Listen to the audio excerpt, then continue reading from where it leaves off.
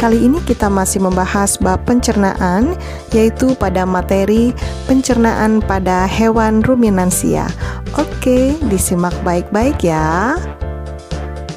Yang pertama akan kita bahas adalah perbedaan pencernaan antara manusia dengan hewan ruminansia atau pemamah biak, misalnya kuda, sapi, kerbau. Perbedaannya terletak pada susunan fungsi gigi dan lambungnya. Bagian lambung pada hewan ruminansia atau pemamah biak terdiri dari 4 bagian. Apa aja 4 bagian itu? Ada rumen, retikulum, omasum, dan abomasum. Jadi makanan masuk ke rumen, kemudian retikulum, kemudian balik lagi ke mulut, dan kemudian masuk lagi ke omasum, dan terakhir ke abomasum. Oke, kita bahas satu persatu ya bagian lambung ruminansia. Yang pertama akan kita bahas adalah bagian lambung rumen yang disebut sebagai perut besar.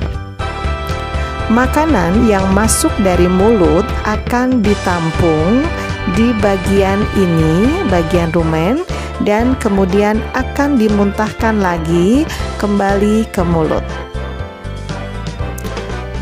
Pada bagian rumen terjadi proses fermentasi oleh bakteri selulotik. Bagian lambung yang kedua yaitu bagian retikulum.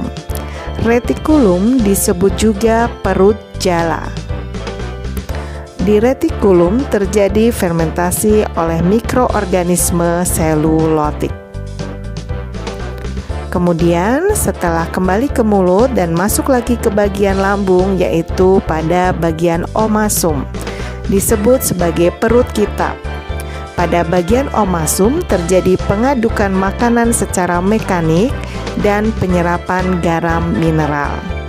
Selanjutnya, bagian lambung yang terakhir, yang keempat, yaitu abomasum. Disebut juga perut masam. Hampir sama dengan fungsi lambung pada manusia. Lagu boleh bikin kaprok telinga sampai